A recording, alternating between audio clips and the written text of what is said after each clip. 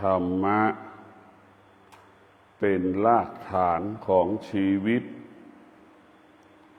ธรรมะเป็นหลักกำกับชีวิตธรรมะเป็นหลักที่ชาวโลกควรศึกษาเรียนรู้และนำไปปฏิบัติธรรมะอยู่ที่กายของเราอยู่ที่ใจของเราธรรมะสอนให้เรารู้เรื่องกายกับจิตธรรมะสอนให้เรารู้เรื่องรูปกับนามธรรมะของพระพุทธเจ้าจึงชื่อว่าความจริงของโลกธรรมะพุทธเจ้าจึงเป็นความจริงของชาวโลกธรรมะของพุทธเจ้าเป็นความจริงเสมอเหมือนกันหมดดังเช่นมนุษย์ทุกคนเกิดมาเติบโตเติบใหญ่ก็แสวงหาความดีเสมอเหมือนกันหมดนี่คือความจริงความจริงของพระพุทธเจ้าก็คือศีลสมาธิปัญญาเป็นความจริงของชีวิตชีวิตเราจะขาดไม่ได้ก็คือศีลชีวิตของเราจะขาดไม่ได้คือสมาธิชีวิตเราจะขาดไม่ได้คือปัญญาลูกขาดพ่อขาดแม่ขาดได้แต่ลูกจะขาดศีลสมาธิปัญญาไม่ได้ธรรมะของพระพุทธเจ้ามันเป็นที่พึ่งของคนทุกคนธรรมะจึงเป็นที่พึ่งอันที่แท้จริงของชาวโลกทุกคนธรรมะมันก็บอกสอนให้เรารู้ว่าพ่อแม่สามีภรรยาลูกปู่ย่าตายายลูกหลานไม่สามารถอยู่กับเราได้ตลอดเวลาเราก็ไม่สามารถอยู่กับเขาได้ตลอดเวลาสิ่งที่อยู่กับเราตลอดเวลาก็คือสติให้เรารู้เรามีสติรู้ตนแลเป็นที่พึ่งแห่งตนเรามีสติรู้ที่จะแก้ไขชีวิตของเรามีสติรู้ที่จะพัฒนาชีวิตของเราด้วยศีลสมาธิปัญญาธรรมะของพระพุทธเจ้าให้เรามีสติเมื่อเรามีสติเท่ากับเรามีพ่อมีแม่อยู่ในหัวใจของเราสามีมีสติเท่ากับมีภรรยาอยู่ในหัวใจของตนภรรยามีสติเท่ากับมีสามีอยู่ในใจของตนพ่อแม่มีสติเท่ากับมีลูกอยู่ในหัวใจของตนเมื่อเรามีสติเราก็จะเป็นคนที่ไม่หลงเมื่อเรามีสติเราจะไม่หลงดังสามีมีสติรู้ว่าเรามีครอบครัวก็จะคิดถึงคนในครอบครัวของเราเป็นหลักธรรมะสอนให้เรามีสติรู้ตลอดเวลารู้สิ่งที่มันเกิดรู้สิ่งที่มันดับรู้สิ่งที่มันจากรู้สิ่งที่มันไม่เที่ยงรู้สิ่งที่มันคงที่สภาพเดิมไม่ได้รู้สิ่งที่ควบคุมไม่ได้ให้เรารู้เรื่องธรรมชาติทั้งระบบเมื่อจิตเราได้พิจารณาศึกษาเรียนรู้เรื่องธรรมเราจะรู้เรื่องธรรมคำสอนของพระพุทธเจ้ามันเป็นรากฐานของชีวิตมันเป็นหลักของชีวิตผู้ปฏิบัติธรรมจะประสบความสำเร็จได้ ผู้ปฏิบัติธรรมจำเป็นต้องอาศัยความอดทนผู้ที่ประกอบอาชีพต่างๆประสบความสำเร็จได้ก็ต้องอาศัยความอดทนมันเป็นเช่นนี้เสมอเหมือนกันหมดดังฤดูนี้ฤดูเห็ดถอบก็มีชาวบ้านกลุ่มหนึ่งที่จะไปแสวงหาเห็ดถอบชาวบ้านกลุ่มนี้จะเป็นต้องใช้ความอดทนที่จะไปหาเห็ดถอบชาวบ้านคนไหนที่มีความอดทนก็สามารถพบเห็ดถอบได้เจอเห็ดถอบเกิดคำว่าสำเร็จความอดทนเนี่ยเป็นรากฐานของชีวิตความอดทนนี่แหละเป็นผู้สร้างชีวิตของเราความอดทนนี่แหละเป็นผู้เปลี่ยนแปลงชีวิตของเราดังเจ้าชายสิทธัตถะเปลี่ยนแปลงฐานะเจ้าชายสิทธัตถะมาเป็นนักบวชมีประสบแต่ปัญหาสารพัดปัญหาขัดระหว่างที่บวชเจ้าชายสิทธัตถะเปลี่ยนฐานะนักบวชมาเป็นศาสดาเอกของโลกนี่คือความอดทนมันจะเปลี่ยนแปลงชีวิตเรายิ่งขึ้นไปให้เราสำเร็จยิ่งขึ้นไปเพราะฉะนั้นความอดทนมันจะเปลี่ยนแปลงชีวิตมันจะพัฒนาชีวิตเราไม่มีที่สิ้นสุดไม่มีที่สิ้นสุดเพราะฉะนั้นพวกเราทั้งหลายเกิดมาแล้วไม่รู้จักคำว่าความอดทนไม่มีในโลกพวกเราทั้งหลายเกิดมาแล้วเราไม่ใช้ความอดทนก็ไม่มีในโลกธรรมะของพระพุทธเจ้าอยู่ที่กายของเราอยู่ที่ใจของเราตัวสติก็คือตัวธรรมะให้เรารู้อาการของร่างกายให้เรารู้อาการของจิตสภาวะจิตมันเกิดคำว่าเบื่อเราก็รู้เศร้าหมองเราก็รู้ให้เรารู้อาการของจิตสิ่งที่จิตรู้ก็คือมันไม่เที่ยงเมื่อเรามีสติรู้สิ่งใดไม่เที่ยงเราก็จะไม่สนใจเราจะไม่ใส่ใจเราจะไม่ให้ความสำคัญกับสิ่งที่มันไม่เที่ยงสิ่งที่มันไม่เที่ยงเป็นสิ่งที่ไร้สาระมันเป็นสิ่งที่ไม่เป็นแก่นไม่เป็นสาระให้เรารู้มันให้เรารู้เท่านั้นมีสติรู้เมื่อเรามีสติรู้แล้วเราก็ละแล้วเราก็วางเราไม่ยึดติดสิ่งที่เรารู้เราก็มีชีวิตเป็นอิสระดั่งนกบินยอดอยู่บนยอดไม้จะบินไปตรงไหนก็ได้ในทิศทั้งสี่อิสระเมื่อเราไม่รู้แล้วเราไม่ยึดติดในตัวรู้สภาวะจิตเราจะเป็นอิสระเหมือนนกบินอยู่กลางอากาศจะไปจอดบินได้จะไปจับต้นไม้ตรงไหนก็ได้หมดรู้แล้วไปยึดติดสิ่งที่รู้ก็เหมือนนกที่อยู่ในกรงเหมือนไก่ถูกที่ขังเห็นไหมไปไหนไม่ได้มันทุกข์รู้แล้วไปยึดติดในสิ่งที่รู้ดังสภาพนกอยู่ในกรงไก่อยู่ในที่คุมถูกขังเราจะเป็นเช่นนั้นแหละรู้แล้วไปยึดติดในสิ่งที่เรารู้มันเป็นทุกข์มันไม่อิสระเหมือนดังไก่ดังนกถูกขังเนี่ยทำให้อิสระเพราะฉะนั้นตัวมีสติก็ทำให้จิตเป็นอิสระตลอดเวลาเมื่อจิตเป็นอิสระจิตนั้นก็จะรู้ รู้และอยู่เหนือสิ่งที่เรารู้ตลอดเวลาจิต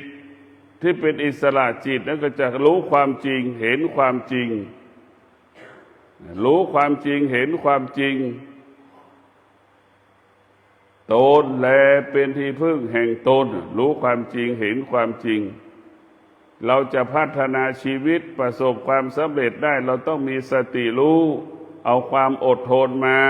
เอาวิริยะภาคเพียรมาเราจะประสบความสำเร็จดังที่ได้กล่าวแล้วว่าธรรมะของพระพุทธเจ้าเนี่ยมันมีพลังมันมีอานุภาพยิ่งกว่าเครื่องจักรเครื่องกลอีกดังเช่นความอดทนก็ดีวิริยะภาคเพียรก็ดีมันมีพลังเหนือกว่ารถแมคโครรถแท็กเตอร์รถแท็กเตอร์รถแมคโครยิ่งใช้ยิ่งหมดพลังเราจะเห็นว่าพลังแห่งวิริยะภาคเพียรพลังแห่งความอดทนจึงเป็นเหตุให้เกิดคำว่าถนนขึ้นสู่พระธาตุดอยสุเทพพ่อแม่ปู่ย่าตายายของเราสร้างถนนขึ้นสู่ดอยสุเทพนะโดยใช้พลังแห่งความอดทนใช้พลังแห่งวิริยะภาคเพียรหินก้อนใหญ่สักปันใดก็สามารถถล่มทลายมันได้ย้ายเคลื่อนมันได้หินจะลึกสักปันใดก็วิริยะภาคเพียรที่จะขุดเอาออกมาได้นี่แหละคือพลังแห่งธรรมพลังแห่งสติพลังแห่งความอดทนพลังแห่งวิริยะภาคเพียรจึงให้กำเนิดถนนขึ้นไปไหว้พระธาตุดอยสุเทพอันนี้แหละคือพวกเราทั้งหลายพลังของธรรมะของหนักเป็นของเบาของยากเป็นของง่ายของไกลแสนไกลกลายเป็นของใกล้พลังของธรรมะไม่มีคำว่าไม่มีไม่เกิดสำหรับผู้ที่มีธรรมผู้ที่มีธรรมปรารถนาสิ่งไหนย่อมได้สิ่งนั้นตลอดเวลาเพราะฉะนั้นธรรมะเป็นผู้ที่มีพลังและมีอานุภาพทำให้ดวงจิตเราสะเทือนหวั่นไหวได้เราทำดีเราก็รู้สึกเราทำชั่วเราก็รู้สึกเราทำบาปเราก็รู้สึกมันรู้โดยตัวมันเองมันรู้มันแยกได้มันแยกได้ว่าธรรมะของเราเนี่ยมันอยู่ที่กายของเราธรรมะของพระพุทธเจ้าธรรมะภาคปฏิบัติให้เรารู้เรื่องกายกับจิตให้รู้เรื่องรูปกับนามธรรมะของพ่อแม่ครูบาอาจารย์ธรรมะภาคปฏิบัติให้เรามีสติรู้ทุกสิ่งทุกอย่างให้เรามีสติรู้สิ่งที่เรารู้ทุกสิ่งทุกอย่างเราก็ไม่ยึดติด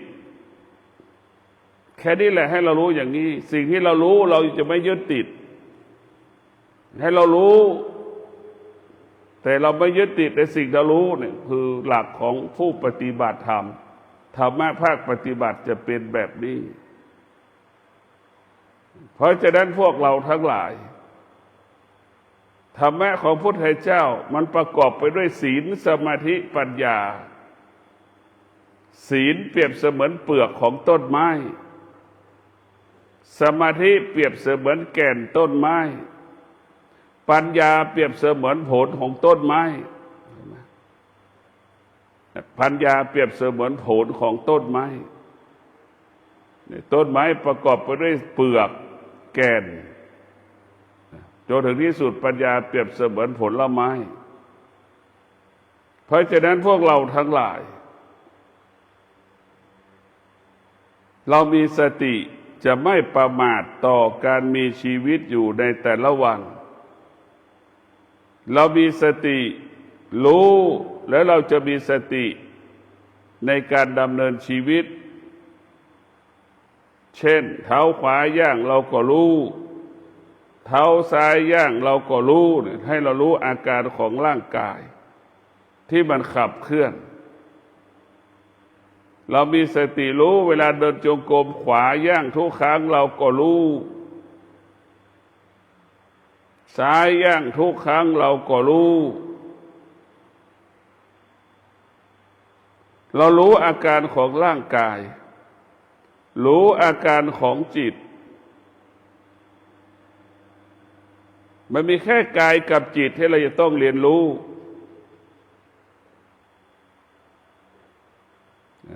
กายกับจิตเราต้องศึกษาเรียนรู้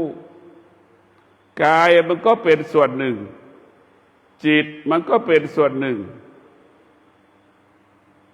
กายของเราก็เปรียบเหมือนสามีจิตของเราก็เปรียบเสมือนภรรยาดู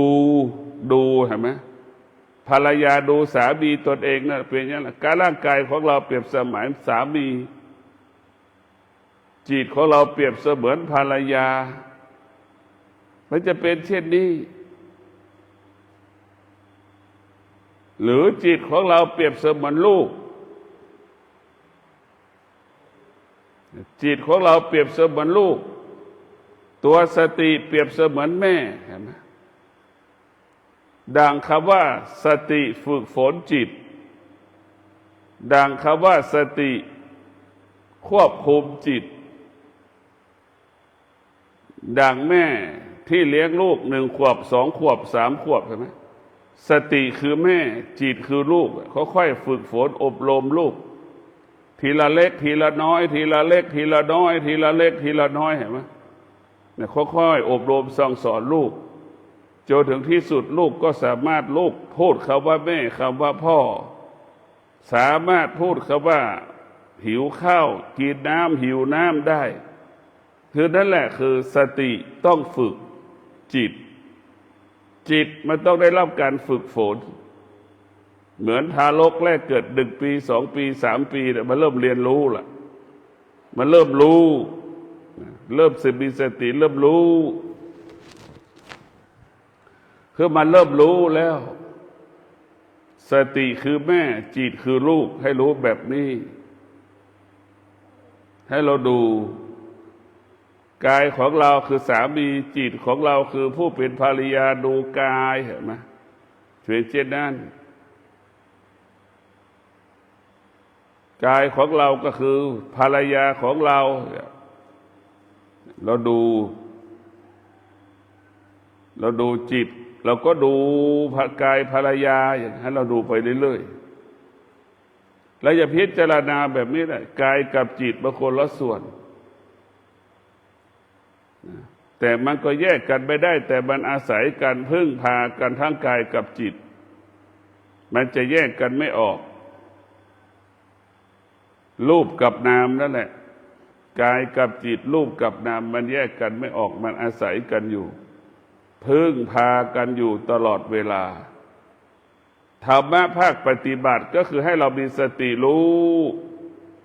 ทุกลมหายใจมีสติรู้ทุกอริยบทมีสติรู้ทุกอริยบทมีสติรู้ให้เรามีสติรู้เท่านั้นตาเห็นรูปก็ให้เรารู้หูสัมผัสกับเสียงก็รู้เท่านั้นเราจะไม่ยึดติดสิ่งที่เรารู้เราจะไม่สงสัยสิ่งที่เรารู้จมูกสัมผัสกับกลิ่นเราก็รู้ลิ้นสัมผัสกับอาหารเราก็รู้ให้เรารู้เท่านั้นกายเราสัมผัสกับร้อนหนาวเย็นแข็งอ่อนกระทบกับตะกายเราก็รู้คือมีสติรู้ไม่ยึดติดสิ่งที่เรารู้สิ่งที่เรารู้มันก็ไม่ต้องสะสมสิ่งที่เรารู้สิ่งที่เรารู้ถ้ามีตัวตนมันก็เหมือนเสื้อผ้าที่เราใส่แต่ว่าเราเก็บไว้กี่ร้อยตัวกี่10 ตัวกี่ตะกร้าจนไม่มีที่เก็บจนไม่มีที่วางจนไม่มีที่แขวนเห็นไหมนั่นแหละถ้าตัวรู้เรามีตัวมีตนเเราสะสมเหมือนเสื้อผ้าวัสดุคฤภัณฑ์ถ้วยช้อนเห็นไหมเต็มไปหมด เครื่องอุปโภคบริโภคในบ้านเห็นไหมนั่นแหละคือเราไปสะสมแบบนั้นแหละเห็นไหมถ้าเรามีสติรู้เราไม่สะสมสิ่งที่เรารู้มันก็เหมือนบ้านที่กำลังสร้างเสร็จไม่มีวัตถุสิ่งของใดๆเลยเห็นไหมถ้าเรามีสติรู้เราไม่ยึดติดสิ่งที่เรารู้เหมือนบ้านที่มันเกิดคำว่าว่างเปล่าตู้เย็นก็ไม่มีเตียงนอนก็ไม่มีเห็นไหมเรามีสติรู้ถ้าเราไม่เวลาเราต้องการความนอนเราอยากจะนอนเนี่ยเราง่วงนอนเนี่ยที่ไหนมันก็นอนได้หมดไม่จำเป็นต้องมีเตียงนอนนะนี่คือมีสติรู้ด้วยปัญญามีสติรู้ด้วยปัญญาอย่างนี้นะนอนเท่านั้นนะไม่ต้องมีเตียงนอนนอนไหนได้หมดแต่เราเข้าไม่ถึงที่สุดของตัวรู้หรือสิ่งที่เรารู้มันรู้ด้วยอวิชชาบ้าง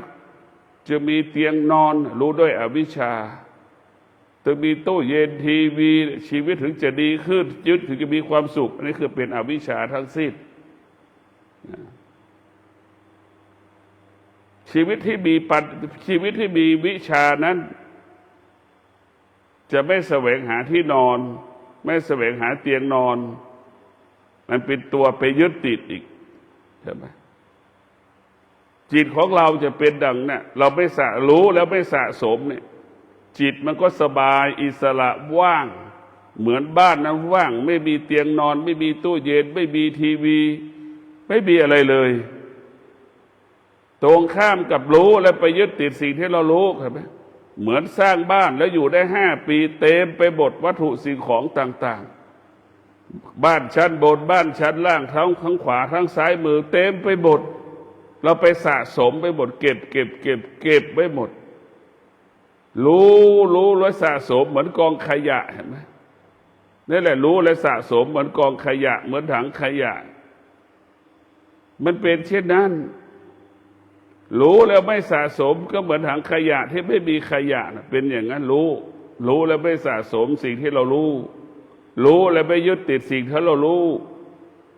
ก็เหมือนถังขยะปราศจากขยะ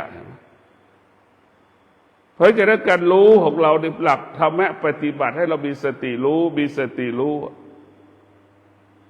ว่ามันหงุดหงิดแล้วก็รู้ว่ามันหงุดหงิดนั่นคือเรามีสติรู้นี่แหละคือธรรมะภาคปฏิบัติขณะที่นั่งเราก็รู้ว่าไม่มีสมาธินั่นแหละคือมีสติรู้ไอ้ตัวรู้แหละคือตัวธรรมะไอ้คำว่านั่งแล้วไม่ได้อะไรสักอย่างนั่นแหละคือตัวธรรมะคือตัวสติเพราะมันรู้ว่าไม่ได้อะไรสักอย่างนะคือมันรู้ธรรมะของนักปฏิบัติคือตัวรู้อย่างเดียวถ้าเรารู้มันก็จะปกติเรารู้ว่ามันไม่มีสมาธิพอเรามีสติเรารู้อย่างนี้แล้วเราจะแก้ไขมันเห็นไหมมันจะปรับปรุงเปลี่ยนแปลงให้มีสมาธิมากกว่านี้ให้นั่งสมาธิได้มากกว่านี้นานกว่านี้เราจะนั่งสมาธิให้มีสมาธิมากกว่านี้มันจะคิดอย่างนี้คิดแบบนี้ธรรมะภาคปฏิบัติมันจะเป็นเรื่องสติกับจิตเป็นหลักสติกับจิตเราจะต้องมีสติทุกคนรู้จักช้างเห็นไหมช้างอยู่ในป่ากับช้างแสนรู้ว่ามันแตกต่างกันบุคคลที่ไม่ได้ฝึกจิตก็เหมือนช้างอยู่ในป่าทุ่งใหญ่นเรศวรเห็นไหมเขาใหญ่เกเรแย่งกินอาหารของชาวบ้านเห็นไหมนั่นแหละกับบุคคลที่ฝึกจิตเหมือนช้างแสนรู้เห็นไหมมันแตกต่างกันบุคคลที่ฝึกจิตก็เหมือนช้างแสนรู้จิตของเราก็เปรียบเสมือนช้างแสนรู้สติก็เปรียบเสมือนควานช้างผู้ที่ฝึกสอนช้างเห็นไหมดังคำว่าสติฝึกฝนจิตคือช้างสติคือควานช้างเห็นไหมควานช้างฝึกฝนจิตจงชำนิชำนาญจนช้างกับคนคุ้นเคยกันเห็นไหม ช้างก็คุ้นเคยกับควานช้างควานช้างก็คุ้นเคยกับช้างเข้าใจจนเป็นเนื้อเดียวกันเหมือนกายกับจิตก็เป็นเช่นนั้นกายกับจิตก็เป็นเช่นนั้นแหละกายของเราเปรียบเสมือนช้างจิตของเราก็เหมือนควานช้างเห็นไหมควานช้างขึ้นคอช้างช้างมันรู้เลยเห็นไหมไม่ปฏิเสธมันเป็นเนื้อเดียวกันหมดกายของเราก็คือช้างจิตของเราคือควานช้างอย่างนี้เห็นไหมจิตของเราคือช้างสติคือควานช้างเห็นไหมฝึกฝนจิตให้จิตกับกายรวมกันเป็นหนึ่งเป็นเอกภาพสำคัญที่สุดคือจิตกับกายของเรารูปกับน้ำเนี่ยมันอันเดียวกันอยู่ที่เดียวกันหมด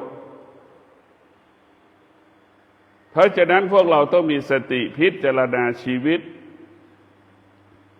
เมื่อเรามีสติเราก็ปกติถ้าเราขาดสติเราก็ผิดปกติเอาของวางไว้ยังลืมเลยนะขาดสติทุกคนก็สัมผัสเช่นนี้รู้เช่นนี้เสมอเหมือนกันหมดเมื่อเรามีสติของเราวางไปตรงไหนกี่วันเราก็รู้เรามีสติรู้สิ่งที่เราวางวัตถุสิ่งของต่างๆได้เป็นอย่างดีได้อย่างงดงามถ้าเรามีสติน้อยเนี่ยวางแล้วมันจะลืมเราไม่ให้จิตมันเพราะเรามีสติมันอ่อนแอวางวัตถุสิ่งของต่างๆเนี่ยแล้วมันก็จะลืมไปเองธรรมะภาคปฏิบัติมันจะเน้นกายกับจิตเราตลอดเวลาตาของเรานี่มันเป็นภัยต่อชีวิตของเราเห็นไหมสุขทุกข์ก็อยู่ที่ตาไอ้ตาได้พาเราไปสุขพาไปทุกข์ถ้าตานั้นมีตัวตนถ้าตานั้นไม่ได้ฝึกก็เหมือนช้างอยู่ในป่าถ้าตานั้นได้รับการฝึกฝนอบรมก็เหมือนช้างแสนรู้เห็นไหมมันก็ตั้งอีกเราต้องฝึกฝนตาเราให้ตาเป็นผู้รู้เมื่อตาเป็นผู้รู้ก็เหมือนสัตว์แสนรู้เหมือนช้างแสนรู้แหละมันจะรู้มันจะควบคุมได้ทุกวันนี้ตาเรามันไม่รู้เห็นอะไรก็อยากได้อยากมีอยากเป็นเห็นอะไรอยากได้อยากมีอยากเป็นอยากครอบครองยึดมั่นถือมั่นไปบทตาเห็นเห็นรูปวัตถุสิ่งของต่างๆดังคนส่วนมากไปซูเปอร์มาร์เก็ตไปเซ็นทรัลไปพารากอนก็ไปเห็นสิ่งของต่างๆก็อยากได้หมดนั่นคือตามันตาที่มันตาไม่เป็นผู้ไม่รู้อยากได้อยากมีอยากเป็นสิ่งที่ตารับรู้ตารู้สึกตาไม่ได้ฝึกฝนก็จะเป็นเช่นนั้นตาของเราก็กลายเป็นแมลงวันติดกาวตาของเราก็กลายเป็นหนูติดกาวมันเป็นอย่างนั้นไปหมดเพราะเราไม่ได้ฝึกก็จะเป็นเช่นนั้นถ้าตารับการฝึกฝนตานี่จะเป็นผู้รู้เหมือนแมลงวันไม่ติดกาวเหมือนหนูไม่ติดกาวจะเป็นเช่นนั้นเป็นอิสระธรรมะของภาคปฏิบัติของพระพุทธเจ้าให้เรามีสติรู้อาการของลมหายใจเข้าอาการลมหายใจเข้าละเอียดรู้อาการหายใจออกละเอียดรู้ให้เรารู้อาการของการหายใจของเราอยู่ตรงนี้แหละพระพุทธเจ้าได้เป็นพระพุทธเจ้าก็เพราะลมหายใจเข้านี่แหละลมหายใจออกนี่แหละจึงเป็นบ่อเกิดของศาสดาได้เป็นศาสดาก็เพราะกำหนดรู้ลมหายใจเข้ารู้กำหนดรู้ลมหายใจออก หายใจยาวก็รู้ชัดหายใจสั้นเข้าออกก็รู้ชัดหายใจละเอียดหยาบเข้าออกก็รู้ชัดให้เรารู้อย่างนี้แหละธรรมะภาคปฏิบัติจะมีสติอยู่ตลอดเวลาให้เรารู้สึกตัวเราจะนั่งก็ให้เรารู้ว่าเราจะนั่งระหว่างที่เราจะลงเอาเท้าเอาตูดไปเหยียบไปถูกกับเก้าอี้เราก็รู้หรือเอาตูดไปถูกกับพื้นเราก็รู้อาการของร่างกายระหว่างที่มันจะนั่งระหว่างที่ก้นเราตูดของเราไปสัมผัสเก้าอี้ก็ดีพื้นก็ดีเราก็รู้เมื่อเรารู้เราตัดสินใจก็ไม่ผิดพลาดเมื่อเรารู้เราก็จะปกติเ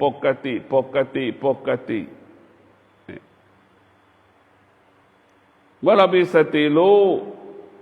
ทุกอย่างกายเราก็สะอาดวาจาก็สะอาดใจก็สะอาดมีสติรู้กายสะอาดใจสะอาดและมีสติรู้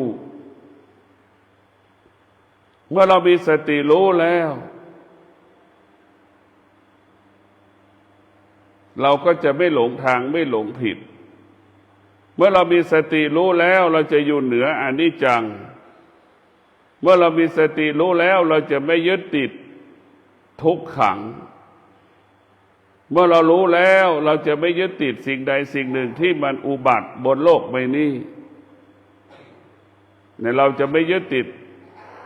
สิ่งมีชีวิตเราก็ไม่ยึดติดนี่เราจะไม่ยึดติดสิ่งไม่มีชีวิตเราก็ไม่ยึดติดเพราะเรารู้เมื่อเรามีสติรู้เราจะอยู่เหนืออนิจจังทุกขังอนัตตายามใดอนิจจังทุกขังอนัตตาปรากฏเราก็มีสติรู้เท่าทันมันเมื่อเรารู้เท่าทันมันเราก็อยู่เหนือมันเมื่อเราอยู่เหนือมันทุกอนิจจังทุกขังอนัตตาก็ไม่มีค่าสำหรับเรารู้มันอนิจจังทุกขังอนัตตามันก็เป็นธรรมชาติของมันเป็นปกติของมันดังคนเกิดมาก็เพื่อแก่เมื่อแก่มันก็เกิดมาเพื่อเจ็บเมื่อเจ็บมันก็เกิดมาเพื่อตายมันก็เป็นเช่นนี้ของมันให้เราเข้าใจความเป็นปกติและให้เราเข้าใจความเป็นปกติของกายเช่นเกิดมาเพื่อแก่เกิดมาเพื่อเจ็บเกิดมาเพื่อตายเกิดมาเพื่อพลาดพลาดเนี่ยพระพุทธเจ้าจะเป็นผู้รู้ระหว่างที่เกิดที่แก่ที่เจ็บที่ตายเนี่ยพระพุทธเจ้าก็จะเอาธรรมะไปไว้ตรงนั้นหมดพระพุทธเจ้ารู้ว่าเกิดแก่เจ็บตายไม่มีใครหลีกเลี่ยงหนีมันได้แต่พระพุทธเจ้าเอาธรรมะมาสอนให้เรารู้ก็คือตัวสติเมื่อเรามีสติเราจะรู้ความจริงว่าความตาย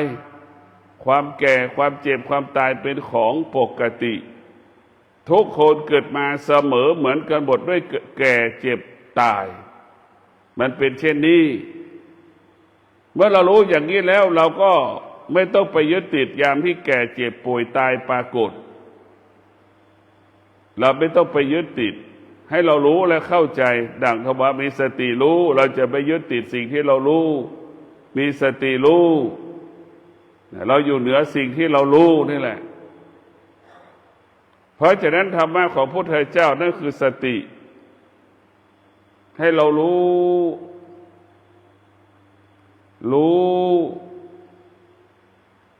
สิ่งที่มันกระทบตาหูจมูกลิ้นกายของเราเช่นความร้อนเนี่ยมันกระทบเราก็รู้ความหนาวเย็นกระทบที่กายเราก็รู้ให้เรารู้เช่นนี้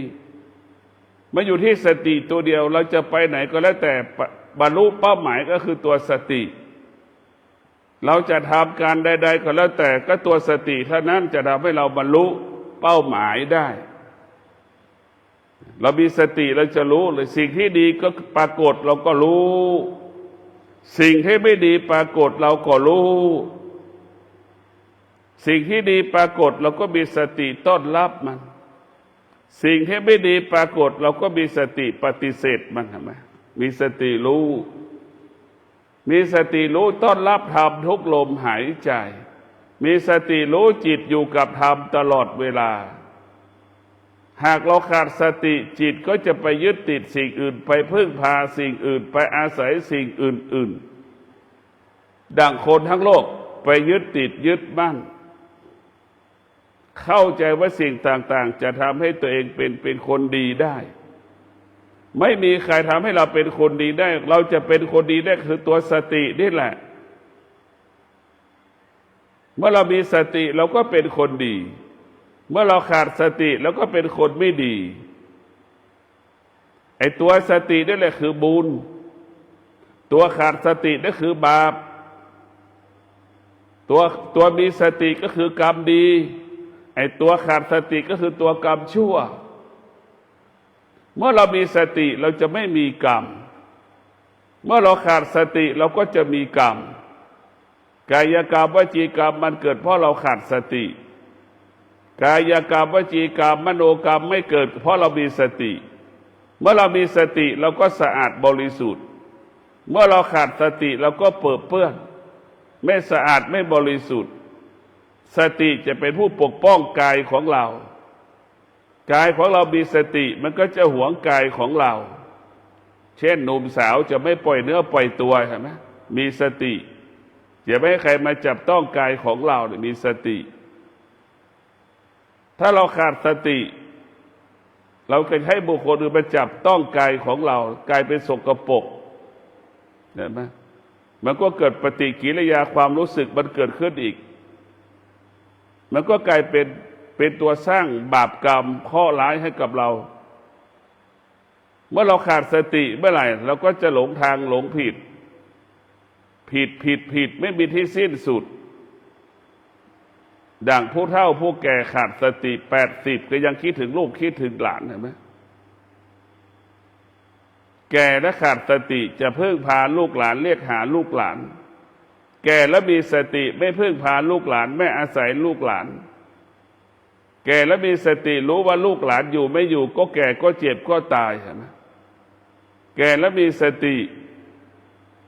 จะไม่สร้างภาระสร้างปัญหาให้กับลูกกับหลานแก่และมีสติจะพึ่งพาตนเองอาศัยตนเองตนแลเป็นที่พึ่งแห่งตนมันแตกต่างกันเรามีสติกับเราขาดสติจะแตกต่าง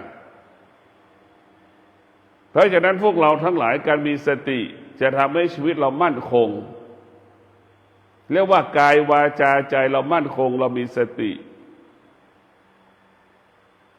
กายวาจาใจอยู่กับศีลสมาธิปัญญาตลอดเวลาจิตก็มีสมาธิเต็มร้อยจิตก็จะไปควบคุมกายได้เต็มร้อยเพราะฉะนั้นพวกเราต้องมีสติสร้างสติ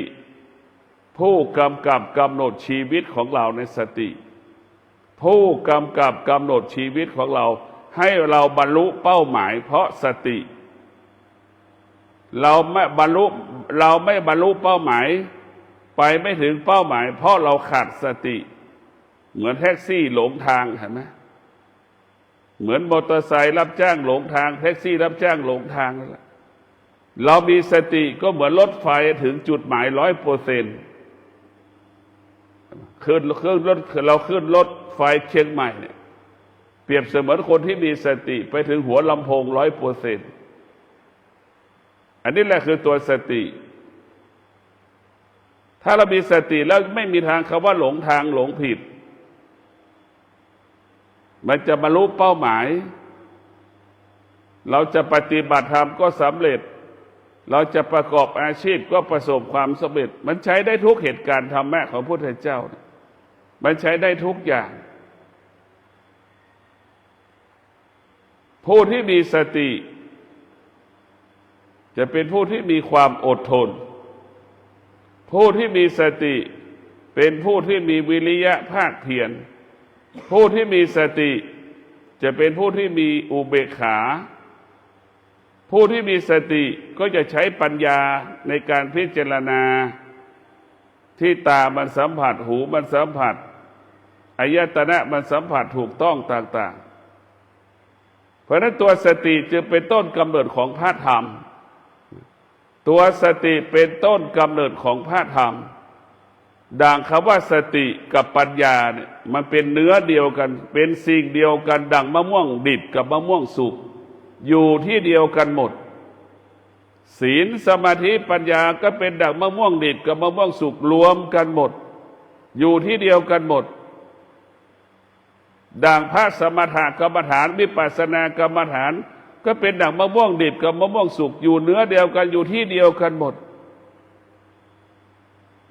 ความชั่วความดีก็อยู่ที่กายที่ใจเราหมดอยู่ที่เดียวกันหมด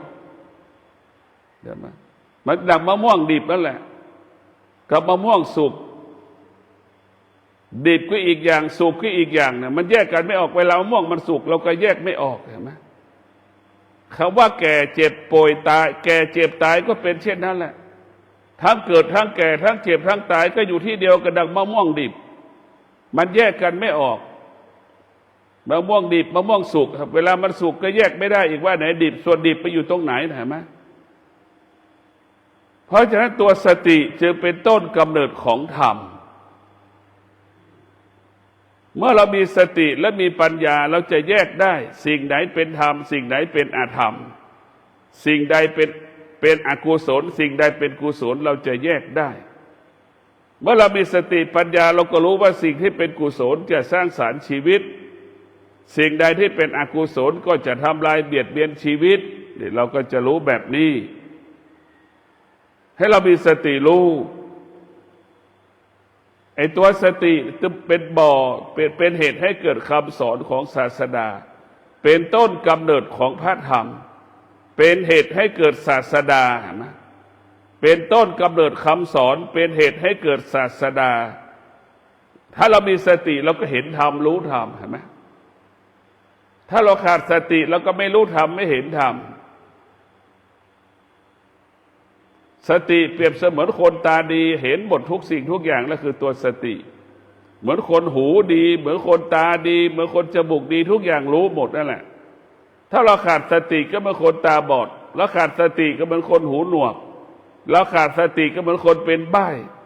เราขาดสติก็เหมือนคนพิการเห็นไหมเดินไม่ได้นิ่งเหมือนคนเป็นอัมพฤกษ์อัมพาตเป็นเช่นนั้นเพราะฉะนั้นพวกเราทั้งหลายการมีสติจะรักษากายวาจาใจของเราส่งเสริมให้กายวาจาใจเรานั้นงอกงามการมีสติจะเป็นผู้ปกป้องชีวิตคุ้มครองชีวิตของเราสติเป็นผู้ส่งเสริมชีวิตของเราได้บรรลุเป้าหมายได้คือตัวสตินักปฏิบัติธรรมจะประสบความสำเร็จได้ด้วยสติพ่อค้าแม่ขายนักธุรกิจประสบความสำเร็จได้ก็ได้ตัวสติเราจะบรรลุเป้าหมายได้ตัวสติก็ขอความสุขสวัสดีจงเกิดแก่ท่านทั้งหลายมีสติพิจารณากายกับจิตมีสติพิจารณารูปกับนามเป็นหัวใจของผู้ปฏิบัติธรรมต้องรู้ต้องศึกษารูปกับนามกายกับจิตเราถึงจะรู้ธรรมเข้าถึงธรรมภาคปฏิบัติแล้วธรรมนั้นก็จะเกิดกับชีวิตของเราขอเจริญพร